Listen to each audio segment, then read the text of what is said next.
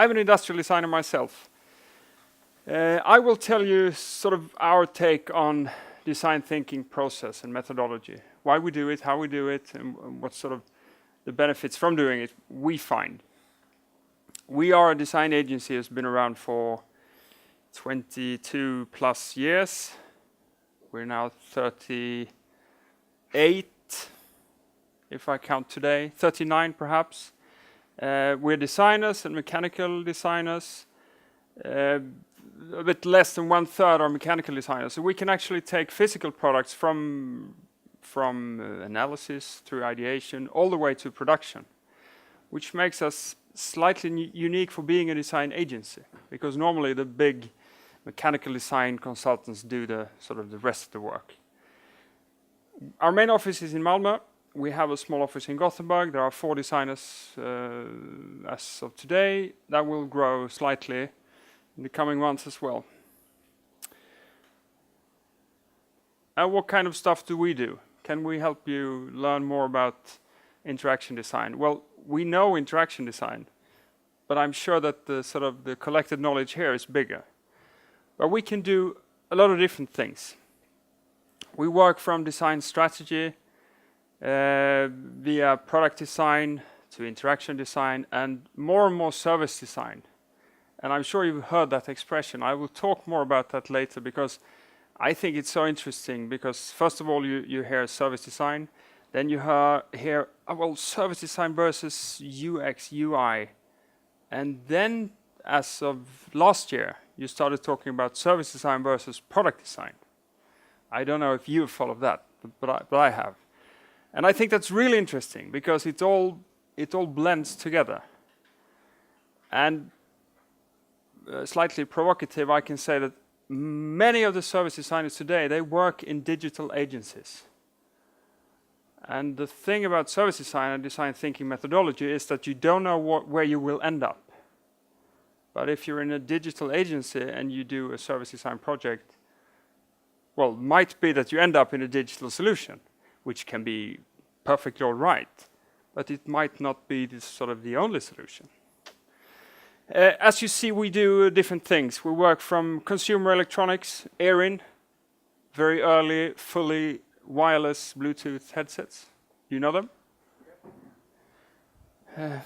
What's your experience from them? Have you tested them? I haven't actually, but one of my colleagues' good friend developed ear-in. Very interesting. I know them for their they have quite an innovative packaging solution. I know that. And you know that as well. It's nice to see that you have the sense that the secondary packaging is also the primary packaging to run. It's quite interesting. Yeah. I think a good, interesting thing about that is if you 10 years ago said, we're a startup, we're going to do hardware, we're going to do fast-moving consumer electronics. Well, how many are you? Well, we're 3. How many hundreds of millions do you have? Well, we don't have that much. You'd say it was impossible, but today you do it. So I think that's quite interesting.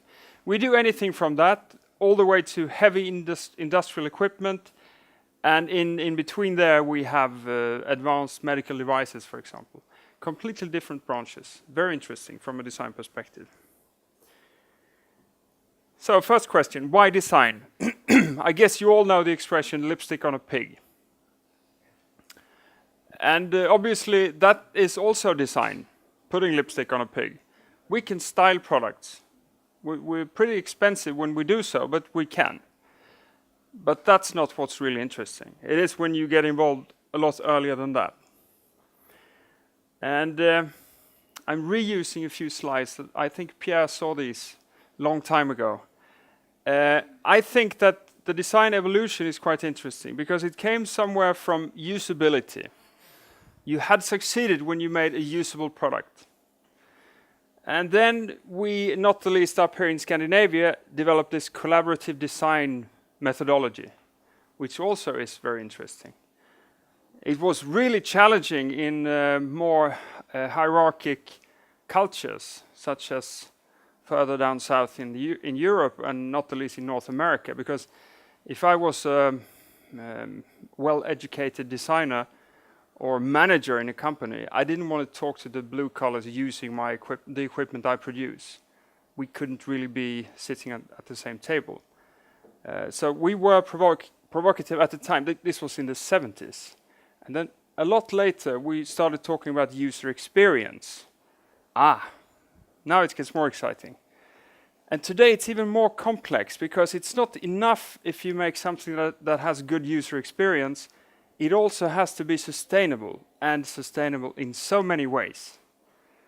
From an environmental perspective, of course, but also business-wise. So you need to do stuff that is interesting to use and is good in many ways. So the challenge gets bigger and bigger. And I think we just start off from this, because I will talk a little bit about how we approach it and how we do it. But this is the academic version of design thinking. You understand, you define the problem, you create solutions or possible solutions, you prototype them, visualize them in different ways, and you test them. You've all seen this, I guess. And the beauty of it is that it is a fully iterative process. When you start off here and you move to there, you might as well go back and then forward again, and then you take 2 steps back and go forward as you learn more and more stuff. But I think the key question is why you do design. And we try to define it this way today. When you develop something, you often have very basic needs, sort of the main functionality of anything, of a service or a product. Unspoken, considered to be obvious. No one mentions it because we know. It's a chair, you should be able to sit on it. And then when companies approach us, or we get involved in a project setup, well, then they talk about this. We would like it to do this, be able to do this. We would like the users to experience this when using it. Okay, so this is as far as you get from just being having wide common knowledge, good understanding of the sort of existing solutions or products.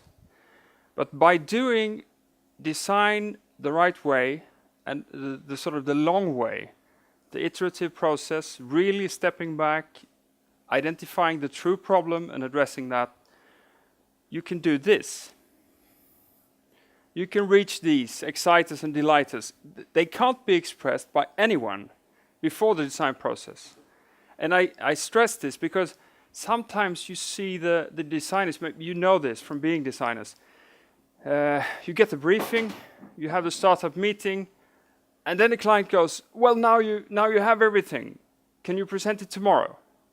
Because you're a designer, you're sort of this Da Vinci human being, knowing everything. Well, this is craftsmanship. You need to do it, because that's when you sort of develop these good ideas. I think this is relevant. Not many people talk about this, because it's sometimes you end up in a situation where you, well, I'm an educated buyer, so I know that I'm going to hire you as designer. I know that will be good for my company and my process. I can't really say why, because they don't know this. I think it's not a fancy image, but it's really interesting. It's sort of the reason for design. Again, design thinking, taking a starting point in a challenge, a frustration, a true problem, and we don't know how to solve it. The traditional way is that you have educated engineers, they put together a requirement specification, telling everything you should solve. What are they doing? Well, they are defining where they want you to end up. How could they possibly know where you should end up? Well, they can't. But you see that sometimes still today, that we enter a project, we get this thick requirement specification, and we go, how do you know that this is the right way, the right direction? Well, if we do this, it will be better than what we have and better than what our competitors have. Is it what your sort of end users or buyers or clients, is it what they want? Is it what they want and or what they need? Well, they don't know, because they're experts. They've been doing this for so long. They know everything about the present solutions. So instead, you, in a very quick process, you test different solutions, different ways to solve this. And again, talking to normal engineering R&D people, they say, we don't have this time. Because they see that this takes 6 months, and that's 6 months, and then, a year and a half later, we end up somewhere in an interesting direction. This could take 4 hours, or a day, or a week. And then you realize that interesting, too expensive, interesting will take too much time, interesting, but. And all of a sudden you end up somewhere where you feel like this might be a good direction.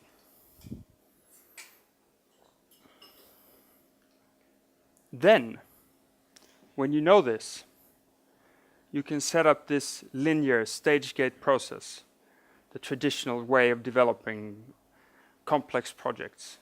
But then you know where you want to end up. One thing that we often push is that how we challenge the problem setup. You all see what this is. Larry Ellison's toy in San Francisco Bay. It's a catamaran, awfully expensive, stupid stuff. I'm fascinated by it because I love sailing, but it's stupid in so many ways. But in this case, it has capsized. Why did it capsize? Anyone? Too windy? Anyone else? Currents? Could be. Yeah, sure. Big shark. Big shark? I don't know, maybe. Really big shark. Material failure? Something broke. They could have hired a lousy helmsman.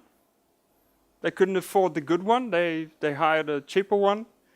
Maybe they haven't trained their crew enough. So it's a methodology problem. And the point is, if it was too much wind, you had a bad wind forecast in the morning, put up a too big rig, and you capsize. So if that was the problem, there's no use in spending 2,000 engineering hours recalculating every bit and piece of this boat. But that's something that very often happens. Because people don't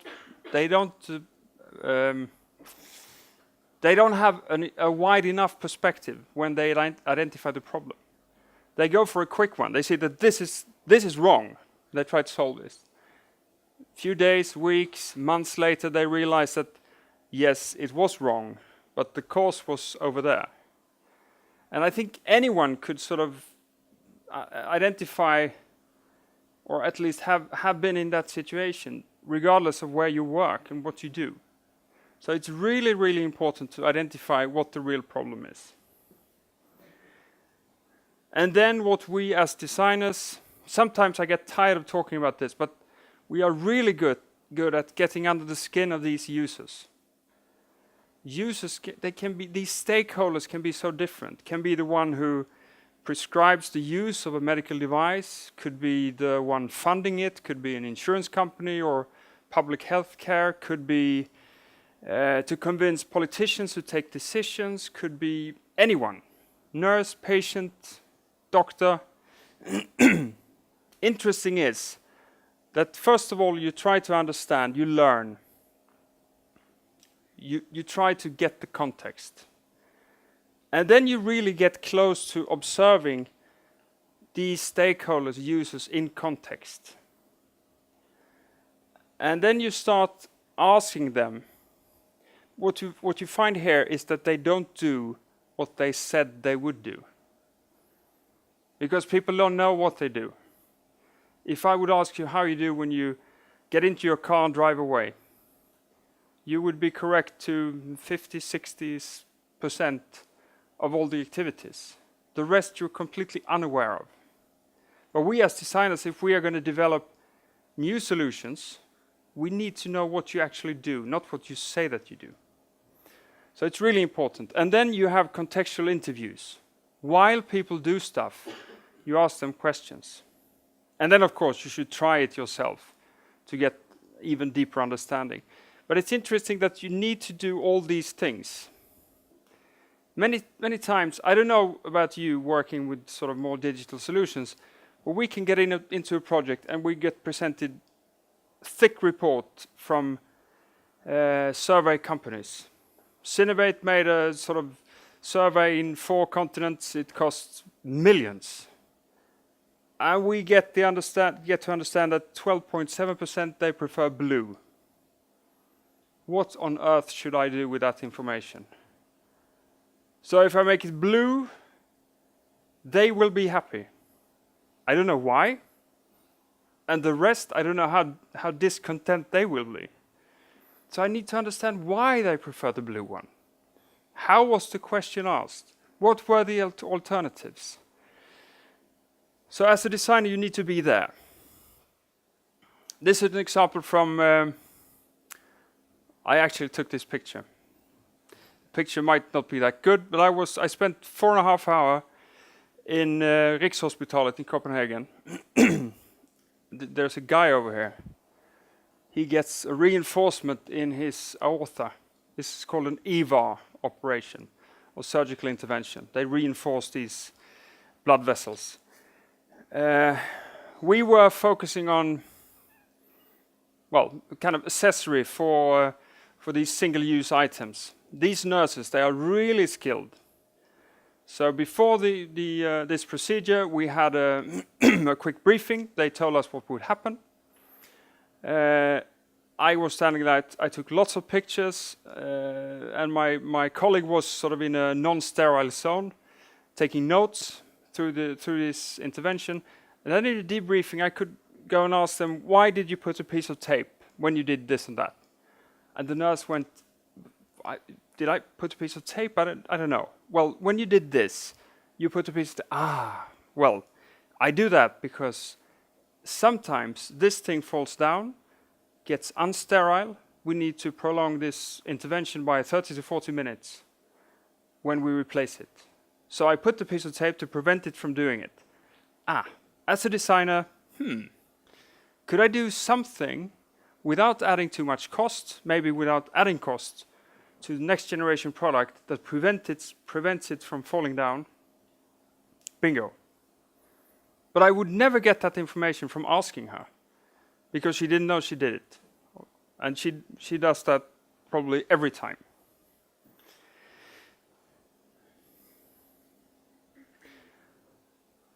I think as a designer, there are 3 key elements. It's getting in under the skin of these stakeholders. It's now visualizing these insights, the findings. And then it's to be able to create relevant concepts. So in this phase, depending on what we have been looking for, we visualize the information, make it available for the whole, both these stakeholders, but also for the entire buyer organization, or the team who are developing this system. And the expression is visual consensus. It's an expression, I'm not sure if you use it. We use it a lot. It comes from way back from the architects. They talked about that. So visual consensus, you can start with that really just when you have had the design brief. You read it, you understand it, and you visualize it. You start by doing image boards, asking the client or the stakeholders, is this the expression we want? Is it too cold? Is it too playful? Is it too modern? Whatever. And the interesting thing is that this is so far before you go into conceptual development. So already then you can create visual consensus.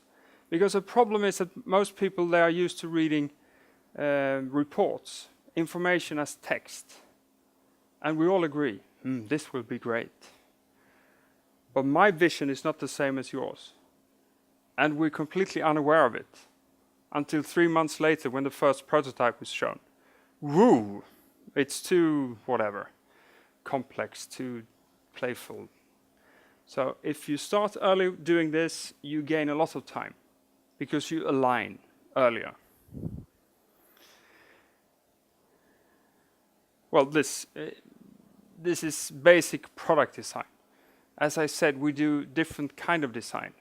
So this is one example. But this is sort of what people know about industrial design. Yes, we sketch. Yes, we do sketch models. Yes, we model in computer. And yes, we print, of course. We don't think this revolution is that interesting because we have been using 3D printers for 20 plus years.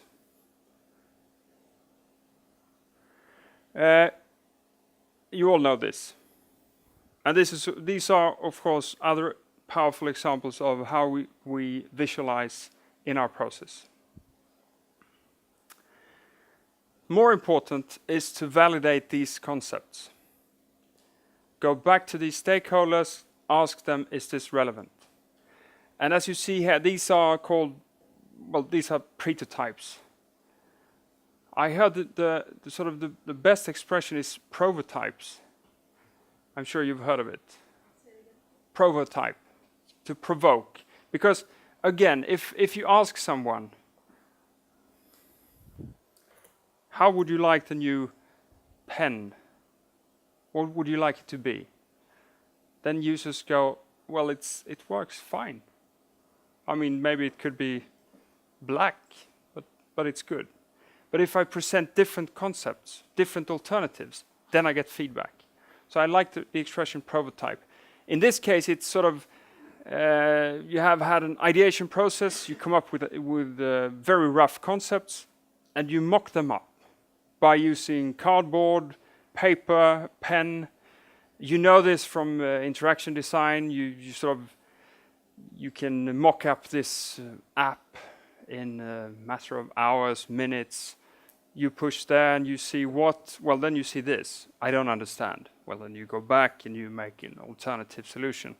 But even for products, you can do it very quick and simple. Because what often happens is that if you talk product design and you work with a big client, they have this huge R&D department. And you present something and everyone goes, yeah, that's interesting. And then the engineer goes, give me 6 months, I'll have a running prototype. Well, no, because we don't know if it's the right solution. So we better do this first and present it to all the relevant stakeholders.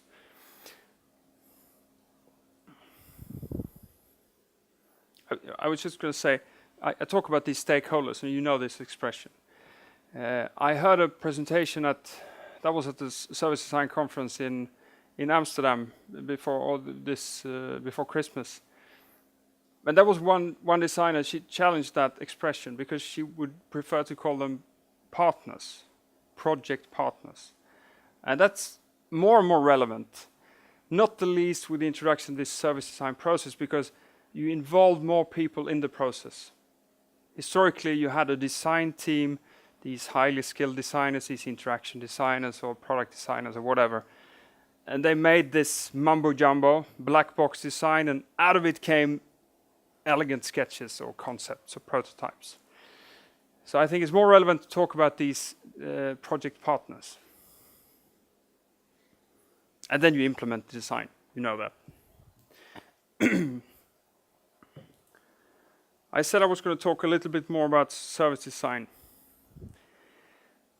I started off by being provocative. You see these service design agencies, they pop up everywhere. In some of your area or area of expertise, what was the name of Capgemini? They started a new company out in Hyllie, Malmö office, digital service design. Capgemini, huge player, big corporation. The other big management consultants, they buy design agencies. Yeah, I'm sure you've heard of this. Even the Swedish, sort of our bigger brothers up in Stockholm, Veriday, were bought by McKinsey just before Christmas. Digital service design agency, Design It, bought by Wipro, and you have Fjord, bought by Accenture. So why do they want this? Well, they understand that there is something interesting in this process where you involve people, where you co-create, where you don't rely on a few big brains who develop all the solutions and then you push them all the way. Service design is, of course, the design process where you can create non-tangible solutions. You can develop solutions for hospitals. Then you get very close to architecture. But it's again, you look at the challenges and then you try to find new solutions to it. Public transportation, of course. But also we have been talking about that. This, I'm sure you've heard of this. This is a brilliant example of servitization of a product. You've heard of this company. They're fairly big at doing this. And today, 60% of their turnover is from service. They sell engine power by the hour. Quite interesting. So they still have this is a product. Aircraft engine, super complex. But they don't sell the engine as a standalone product anymore. And then you need to understand what these buyers want.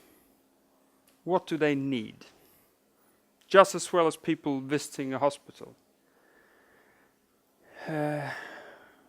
Brilliant English. Kartläggning av befintligt flöde. I made this, actually put in this slide just before leaving today.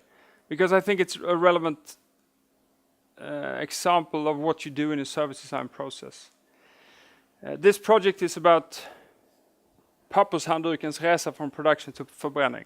It's about paper towels.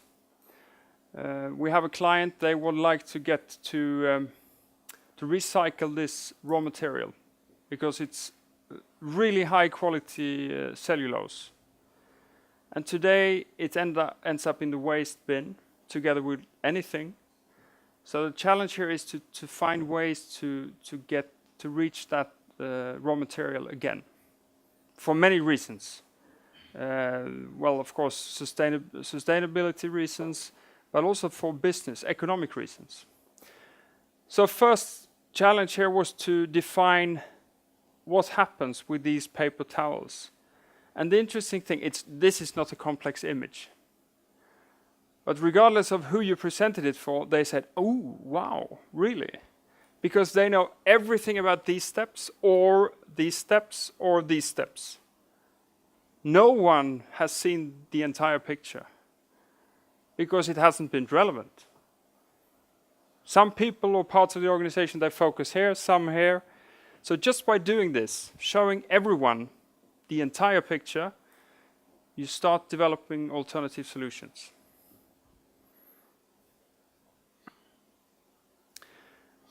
By doing that exercise, you can also identify all the key stakeholders and where they're active. And in this project, we defined that, okay, we're going to focus on these. This is where we're going to put all the effort on trying to find new solutions.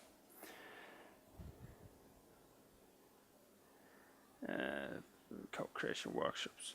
Just one word about this. I'm sure you all know this. If you don't, I would like to say that often clients feel that when they have made this co-creation workshop, they have all the final solutions.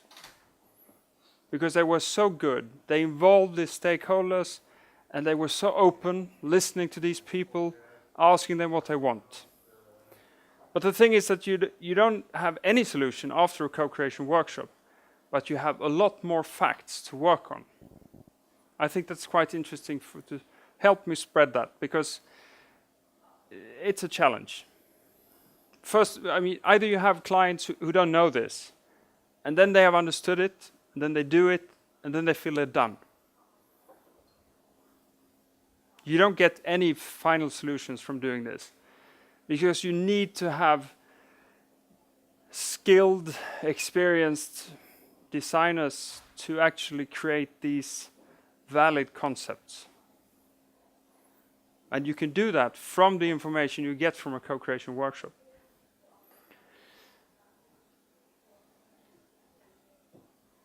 Maybe I think we're going to move into some questions and answers, but I'm going to talk just for a few minutes about this.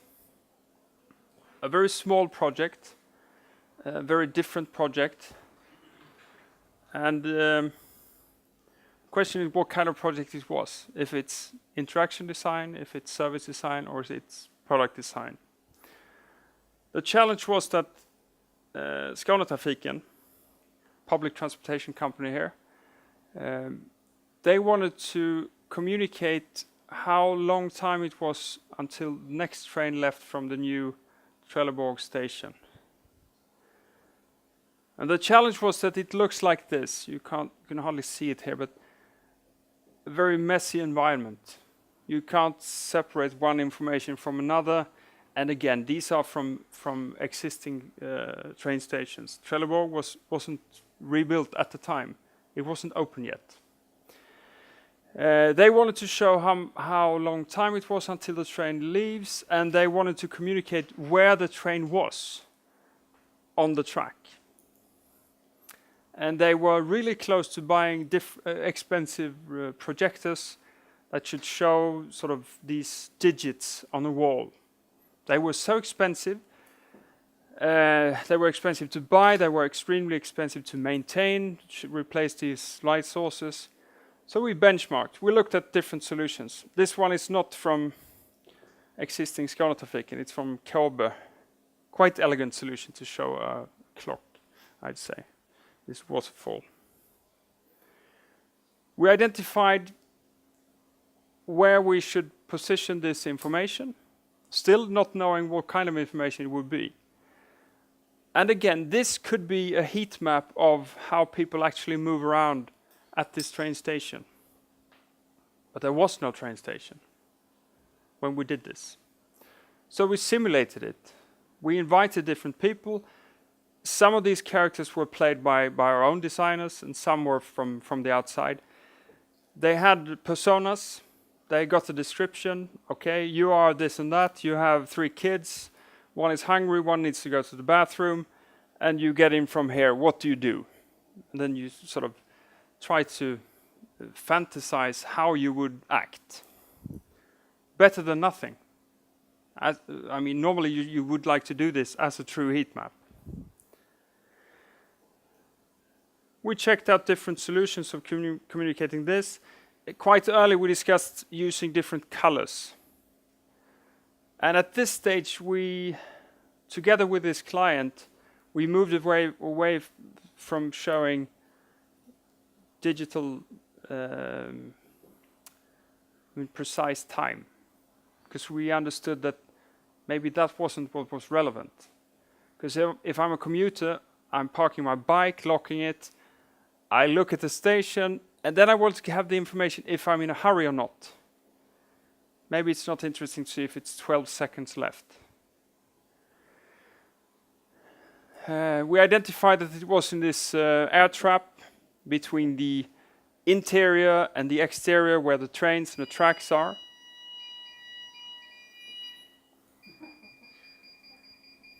I told you, I talk a lot. The alarm went. I even killed the alarm.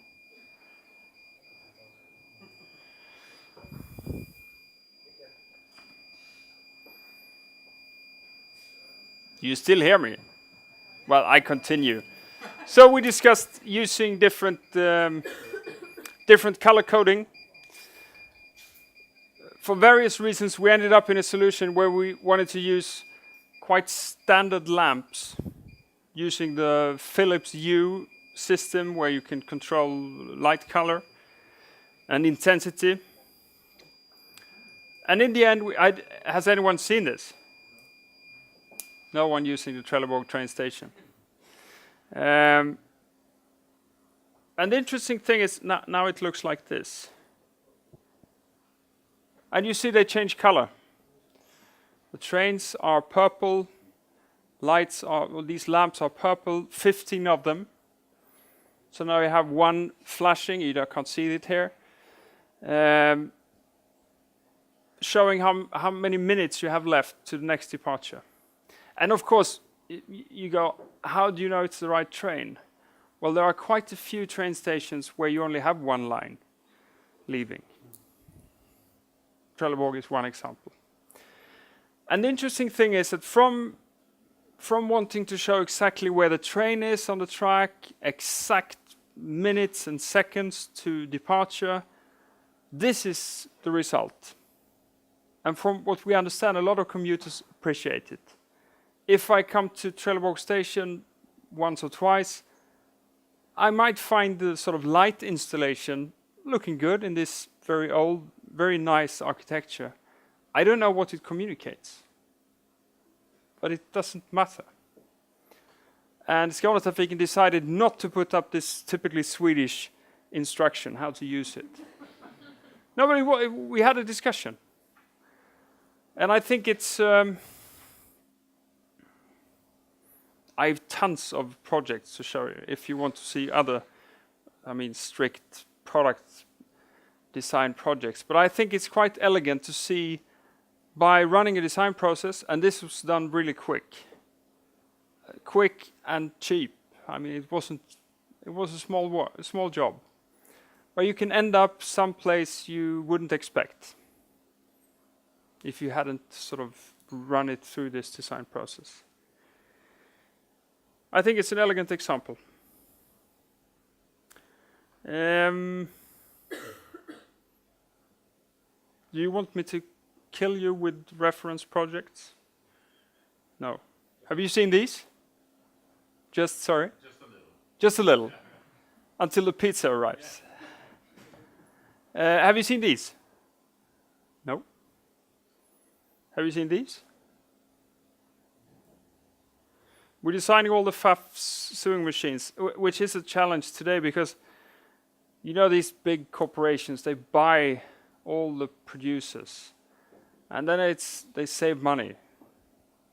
They fire the whole R&D department. They source the products from somewhere else. And in the end, it doesn't really matter if it says one brand or another. And FAF, they have been struggling as well, but they still develop their own stuff. Partly, at least. But it's quite interesting. Sony, of course, you know that company.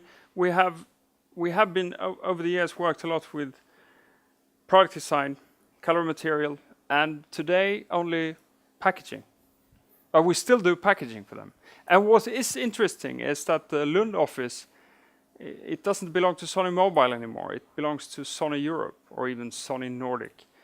Meaning that they can actually serve the entire Sony organization with packaging, for example. So it's quite interesting. We'll see where that ends.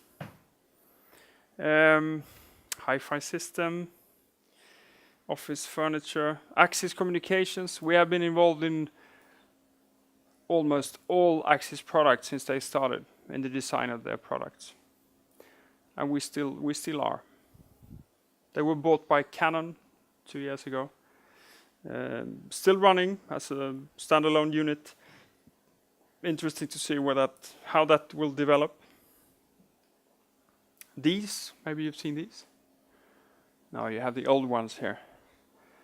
These are wiring devices. If you go to a hardware store to buy these kind of stuff, this is the new standard in Scandinavia. Not Denmark, because they're so different. They have small installation wiring boxes. Erin, as we talked about, ScanCoin. Well, all the way to medical equipment. Questions? What is there to tell? People were struggling in solving how to use Bluetooth to control a stereo headset. At the time, when they did it, most of the big companies said it can't be done. And I know that's why I asked if you had experience from using it, because most people are very happy and the sound is really good. But from the first shippings of this first generation, some of them had problems. You had sort of sound fall off from one of the earpieces occasionally. That is solved today, and they continue to develop their concept. But the thing is, this looks like a cigar tube. It has a battery, so you actually charge this case, and then you see here that's actually part of a PCB. So their first logo, or this logo, had acted as a connector. So when you put it here, you charge the earbuds. And when you have charged it for quite short time, actually, you can put them in your ears again and continue listening. So that was part of the solution. Because this can be done.